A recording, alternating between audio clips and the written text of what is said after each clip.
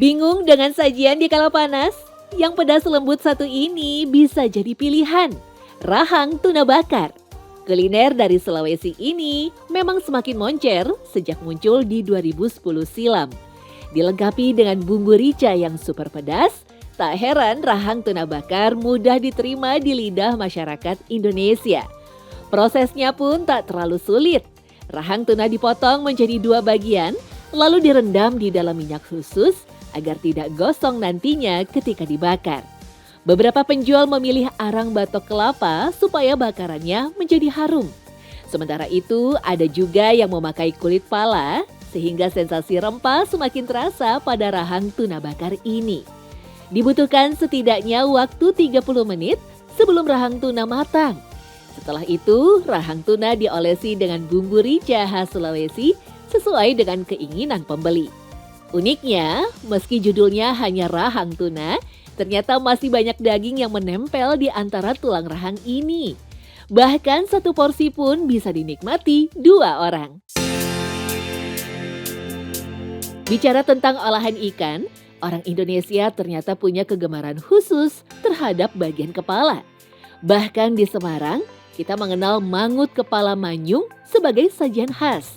Ya, kuliner yang satu ini memang bisa membuat siapapun akan tergiur untuk langsung menyantapnya. Perpaduan aroma asap yang ditimbulkan dari si ikan dicampur kuah santan pedas sangat memanjakan lidah. Senada dengan rahang tuna bakar, menyantap mangut kepala manyung pun ternyata menimbulkan sensasi tersendiri. Memilih daging dalam tulang dan sela-sela kepala ikan inilah yang membuat konsumen ketagihan. Kepala itu kan mempunyai banyak organ di dalamnya ya. Kalau kita makan hanya dagingnya itu kan selama makan ya kita hanya merasakan daging itu aja. Tapi kalau di kepala itu banyak kan, ada insangnya, ada organ-organ yang lain, yang mana itu variasinya lebih banyak. Meski begitu, mangut sendiri konon bukanlah resep atau nama dari jenis masakan ini. Mangut justru konon merujuk pada sebuah ikan yang dulu banyak ditemui di sungai kawasan Pulau Jawa. Pada abad sekitar 15 atau 16 pada kitab Partayajna sama Nawaruci itu bahkan disebutkan bahwa itu adalah salah satu nama jenis ikan air tawar gitu. Ya semacam semacam mujahir, semacam sepat, gurame. Lalu, sejak kapankah pergeseran makna mangut dari yang tadinya nama sebuah jenis ikan hingga menjadi olahan kuliner? Memang tidak ada catatan yang pasti. Hanya saja, dalam jarak 400 tahun dari kitab yang menyebut mangut sebagai ikan, mangut sudah disebut sebagai olahan makanan.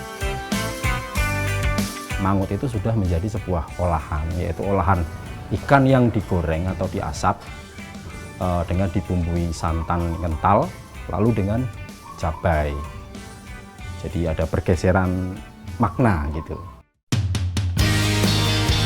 Seiring perkembangan waktu, istilah mangut yang merujuk pada nama ikan pun mulai luntur.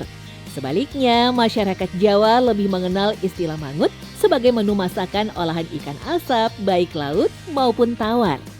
Pengasapan pada ikan diyakini menjadi salah satu teknik untuk memasak mangut itu sendiri. Karena sebenarnya kan ikan asap itu kan salah satu jenis atau teknologi pengawetan masa kuno gitu. Termasuk ikan asap, termasuk ikan asin itu. Hingga kini, ragam olahan mangut ikan memang menyebar di berbagai daerah Jawa Tengah. Salah satu yang paling tenar adalah mangut ikan kepala manyung khas Semarang. Meski begitu, Fikir menyebut bahwa mangut sendiri tidak terbatas pada ikan manyung saja. Kalau di sekitaran pesisir, apalagi pesisir Pantura, itu kan memang banyak ada 3 jenis ikan yang dipakai untuk olahan mangut itu.